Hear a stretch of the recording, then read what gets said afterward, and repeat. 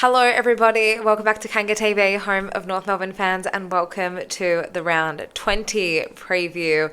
We've been saying it all week here on the channel. Crazy to think there are only 5 games left of season 2025 for North Melbourne.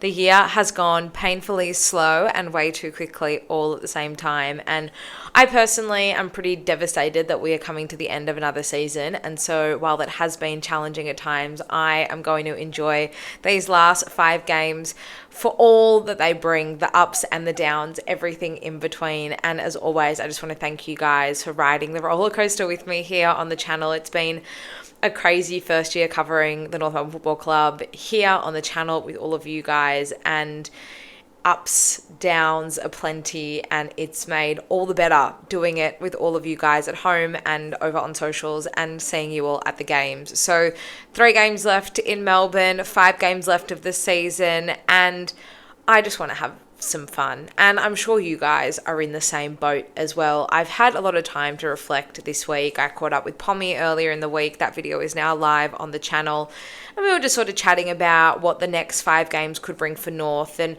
we really just came back to that point of enjoyment and that we have nothing really to lose. There are a couple of winnable games left in our fixture. We've got a final game in Hobart. We've got 3 games under the roof at Marvel for those of you who do live in Melbourne and can get to those games. We're getting ready for the women's season to start as well for those of you who do enjoy the AFLW. And I think it's just a nice reminder of how special footy is and how special this football club is, and that you can still find enjoyment and nice moments and make amazing memories in and amongst all the hard times. And while we're all being patient and waiting for the wheel to turn, we can still make the most of the time that we've got. And I guess patience is the word and the phrase that I kind of want to focus on for this preview today.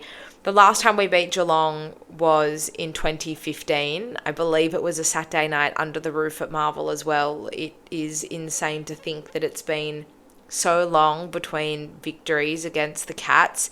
We haven't played them at Marvel Stadium since 2019. We've played them in Hobart, and we've played them down the highway at GMHBA. So we're bringing it back onto our terms under the roof at Marvel. And look, it's going to be a difficult task. There's absolutely no doubt about that. Geelong are firming up to be another strong contender in this year as we head towards September, as they sort of always are. And I think we just need to embrace the challenge, rise to it, and throw everything we've got at them. We know what we were able to do against the likes of Brisbane. We drew with them. We stuck with Collingwood pretty convincingly for at least the first half and hung in for another quarter before they sort of blew us away. And I think we just need to be fearless. We need to be bold, brave, take the game on and see what we can do. I was at the game at Marvel Stadium back in round 2 when St Kilda knocked off Geelong, and I understand that St Kilda were in a different position then to where they are now. Likewise Geelong, but their ability to control the tempo of the game and move the ball quick when they needed and slow things down when they needed, they were able to control the game and ultimately win it. And they had a burst, I think it was late in the second and in the third quarter, where they just sort of blitzed the Cats. And I think if we can find a way, the Cats like to play wide, so if we can find a way to just be brave and attack the corridor and maybe a little bit of fast-moving North ball. I know we love North ball, and I believe we look our most dangerous when we're moving the ball really, really quickly. And that's a hard pill to swallow when you're sitting here the slowest ball moving side in the competition at this part of the season.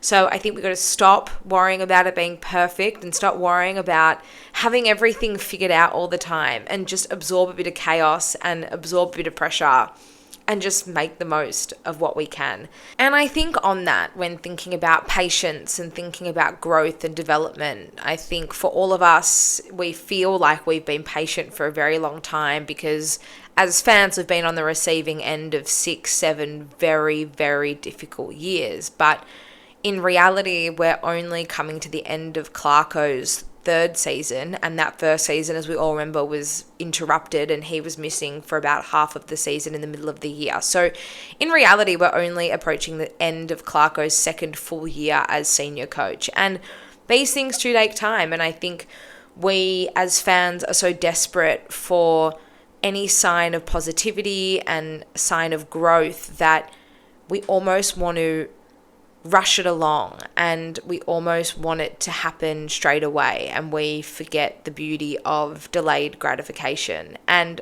I'm a victim of that 100%. I'm not saying that I don't want to see change now, and I think I am as impatient as everyone sitting at home or sitting in the stands on a week-to-week basis. But from the club as a whole to the individual players and to the game plan, I think we probably need to give ourselves a little bit of time to allow all of the puzzle pieces to sort of gel together, and those final few pieces will hopefully come in these last 5 weeks and over the off season, and then we get ready to go again in season 2026. And when I think about patience, I always think about Zane Dersma. He's probably the first player that comes to mind. And I think for those of you who do join in the conversation over on X, Kanga TV show, and there's plenty of amazing North Melbourne people on there, and we do have some great discussions from week to week, but I feel like the noise around Zane Dersma has been growing louder and louder and louder as the weeks go on. Rumblings that maybe he's unhappy, or maybe as fans we're unhappy and we're underwhelmed with what we've seen from him so far. And I wanted to insert this clip from Clarko's presser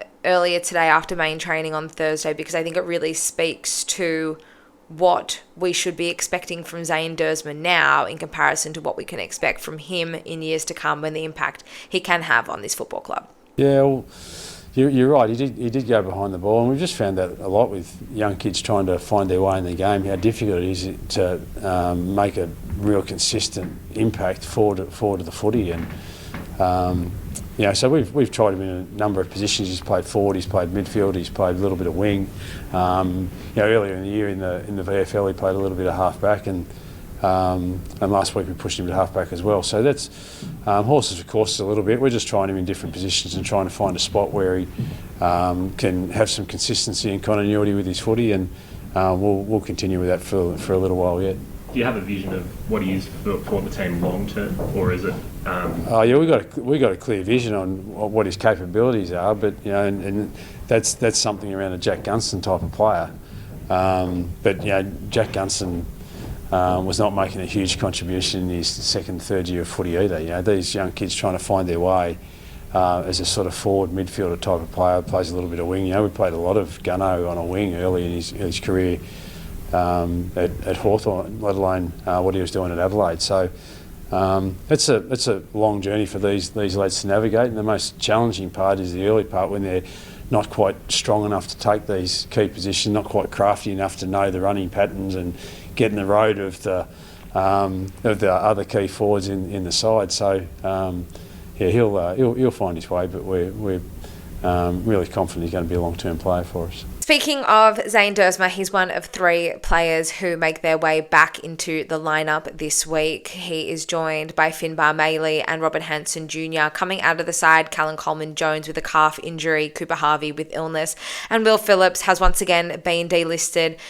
I'm not too sure how I feel about the changes that have been made ahead of the game on Saturday night. I guess if we're looking at the structure of the game against the Swans, this is essentially a like-for-like replacement across each position. You've got essentially Dersma. I would think it would be Dersma coming in for Harvey, unless he adapts a new role as he has been in defence over the past couple of weeks, and maybe we trial him as a smaller lockdown defender. Then you've got Finbar Maley coming in for CCJ, and I wonder if he teams up with Teakle and they duo the ruck together, or if that will go to Jack Darling. I personally prefer Jack Darling full forward 100% of the game time when Nick Larkey is not there, but you guys know that's how I feel and how I stand, and I think the results speak for themselves, so hopefully that is where he plays most of his footy on Saturday night. And then Robert Hansen Jr. potentially comes in as a sub and allows Banch an opportunity to stamp himself on this side. I understand that he came in at the end of the first quarter due to Coleman-Jones's injury last week, but potentially that stunted his confidence a little. Maybe just getting him involved in the action from the get-go is what he needs to do to have an impact on this game. For someone like Banch, I understand that he was pretty quiet last week. I'm happy to kind of give him another opportunity because he only has a 6-month contract. So this opportunity at senior level can end as quickly as it was given to him. And so I think we really do need to allow him a couple of games to see what he can do. I understand mid-season drafts and mid-season pickups usually are required to kind of have that immediate impact the way that Bryn Teakle did for us last season, but I'm more than happy for us to give him a few games. There's nothing really to lose here, especially in a game like this. Maybe just give him an opportunity to see if he can make something of that senior call-up. It is good to see Cam Zurhaar still in the lineup, so he's clearly all good and all ready to go. Unfortunately, no sign of Nick Larkey or George Wardlaw. And to take Phillips out of this side when we are already lacking defensively, I personally think is a mistake. We saw Sydney cut us up from defense time and time again, and opposition just week in, week out catch us so quickly on the transition from the back half. And look, unless there's a plan for our defensive blueprint as a whole to tighten up, it does really make it difficult to see why Phillips has been dropped from this side. Unfortunately, the only thing I can really think of is we won't see him in a North Melbourne Guernsey again, and it's a really hard pill to swallow. Having to say something like that, I would love a world where Will Phillips is able to hold down a spot in this side. I think he has contributed nicely over the past couple of weeks, especially with the clearance and tackling work that he's been putting in. I think against the D's, he only played about 65% of game time, and he still had an impact. So it's really disappointing, and I think fans are pretty upset. But I guess on the flip side, these hard calls are required to be made for us to be able to move forward as a group. And if the coaching staff just don't think that Phillips is part of this future, and it's a really, really awful thing to think about. But if that's the way they're thinking, then I suppose in the last 5 games of this season, you would rather put games into someone like a Banch who's maybe a 50-50, or potentially even a Hansen Jr. He does have a contract for next year, but maybe just trying to find something for him. I do like the potential and excitement that Hansen Jr. does offer, but I've said this before, the promise and potential has to translate into action on field, and I probably haven't seen enough of the good stuff from Hansen Jr. I think he's been building nicely throughout the season, but particularly defensively, I think I need to see more because we do just lack that defensive element and that real hardness to us across the ground. And that's what makes someone like Jacob Constanti so crucial to this side. I understand that maybe in front of goal he isn't offering up enough, but he was a really nice foil for Cooper Harvey over the past couple of weeks. Harvey was doing all the flashy attacking stuff, and then you've got Constanti tackling just about any man standing in his way. And I think that that is so vital to this side. I don't think we can undersell the importance of having a player like a Jacob Constanti in this side, particularly when Will Phillips, who is a stronger defensive player, is omitted from this side. So that's kind of how I see it. I'm not necessarily wowed or inspired by the changes made. I'm quite intrigued by Zane Dersma and where he will start on the weekend, and I think potentially him going down back will allow Charlie Comben to play forward once again, and we'll go with those 3 guys, Finbar, Darling and Comben in the forward line. Teakle will be the first ruck, and hopefully Chom can get his hands on the footy forward of the ball a little bit more than he did last week. He really struggled to get into the game, and I hope that a second week in the forward line isn't to his detriment and he can actually have an impact. We know what he can do up forward. It's no surprise. We've seen it all before. That's how I'm feeling. How about you guys? How are you feeling about these team changes, the game on Saturday, and the final 5 games as a whole? Feel free to leave all of your thoughts in the comments down below. We can continue the conversation as well over on socials, Kanga TV Show, across Instagram, X, Facebook, and on email. I hope to see as many of you as possible at Marvel Stadium on Saturday night. I love seeing all of you guys at the game. It's incredible to put so many names and faces to the comments, and also across on socials as we chat throughout the week. I look forward to seeing you all there, and I look forward to catching up with you all after the game as well. Go Roos.